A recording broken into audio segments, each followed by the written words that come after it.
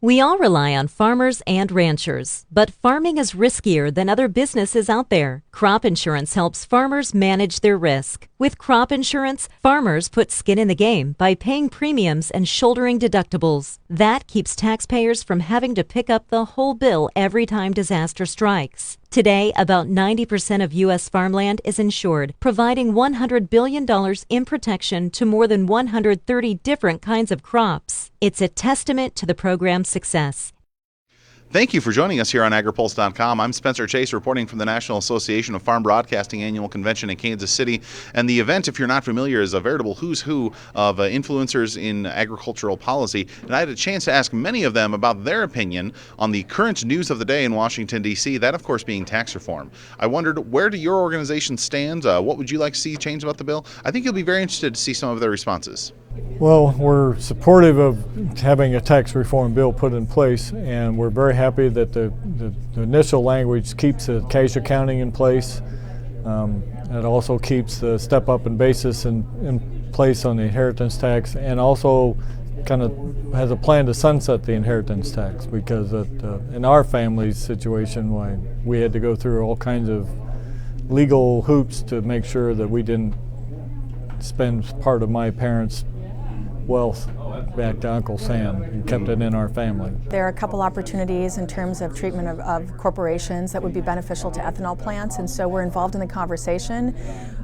Clearly, we're not going to be the biggest voice in the debate right now, so we look at it more as an opportunity. It's an opportunistic thing for us, so we're engaged. We've been engaged for several months, and really this is going to come down to the politics, so we'll just see if the Republicans can get this through. Well, certainly as it comes to tax reform and tax considerations, NBB has taken a strong position of making sure that we have the dollar per gallon credit in place, and every year it just seems like it expires. It's a one-year deal, so it expired in December of 2016, and of course we're asking Congress to reinstate that. But we're asking a couple of things. We want it to be a production credit rather than a blender's credit. We see the importance of keeping the dollars here in the United States, funnel it back to the producers, and then also we want it to be more than just 1 year. We want a nice package of about 3 years. Let's put this out because we need this to keep everybody, as our production plants are making decisions for the long term, they need to have that assurance that this credit is going to be in place, that they can employ these amount of people, that we're going to produce this many gallons, and it just gives that sense of assurance to those folks to have that in place long term. There's still a lot of things that need to be put together to make this a perfect bill for cattle producers, but we're happy with a lot of things that we have seen so far, especially in regards to the death tax, with the full repeal that the House version has, and hopefully the Senate version will have as well. Also being able to maintain our use of cash accounting and also maintaining the step up in basis in addition to the death tax repeal. Those are huge victories for us and something we spent a lot of time working on.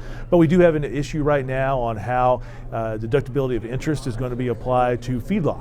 Right now there's a $25 million threshold. Anybody above that cannot deduct the interest, which includes just about every feedlot out there. And so unless we get that fixed, we're going to have feedlots that are going to see a major tax increase with this bill. I don't think it's what Congress wanted. It's definitely not what we intend to deliver. So we've got a lot of work left to do to try to fix that. Well, so we're very interested in the estate tax, of course, and how that's going to go.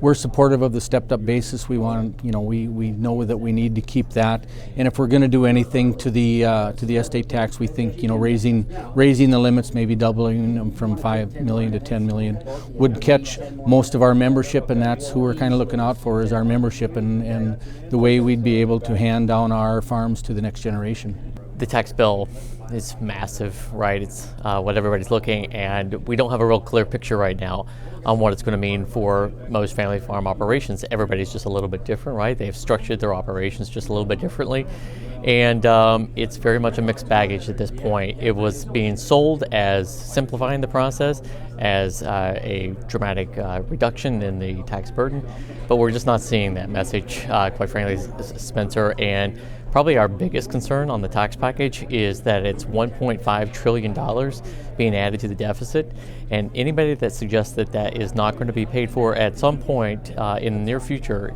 I think is mistaken. I think this is going to create challenges for us as we look at the Farm Bill in the early part of next year, and certainly for other big entitlements, Social Security, Medicare, all these things which have real effects back in the countryside.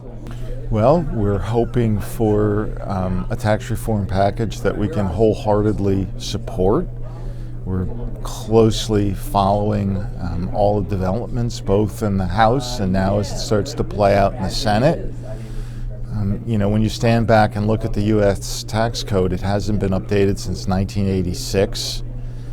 And, when we talk about U.S. competitiveness and offshoring, often we don't hear so much about the tax code. We hear more about trade deals. I think the reality is that productivity and technological innovation been the biggest factor in driving lost manufacturing jobs, but the tax code also, and I think to the extent it's trade deals, it's smaller. So, it's interesting both, obviously our major interest is how is this going to impact our producers, but from an overall U.S. competitive standpoint, it's got ramifications for our industry in the United States as well. So we're delighted to see it moving. We're working with a lot of analysts, working with a group of our producer leaders to go through every provision and to really meticulously kind of do a sensitivity analysis and figure out how this is going to impact us. I'm feeling pretty good about things, but we're not at a point yet publicly where we're going to take a position, but I think we'll be there soon. And again, we're appreciative that congressional leadership is moving forward. We want to be constructive. I don't see any reason why we won't be, but still a little bit early for us to, come out. We've got a lot of folks, both on staff and our producer leaders, engaged and working through how this is going to impact rank and file producers. Yeah, well, the proposal avoided a lot of pitfalls that we had been concerned about. We would like to see, I guess, a little broader ability for businesses to deduct interest expense, but we think the provisions that protect farmers will be helpful. We're wish that Section 179 expensing would have been permanent rather than temporary, which it is in the proposal we've seen. And we're happy about what they're doing with the state taxes. So all in all, I think it's a good place to start, a good place to work from. Well, the House version seems a long ways from home, and we think that the Senate version will contain more things that are more interesting for the ethanol industry.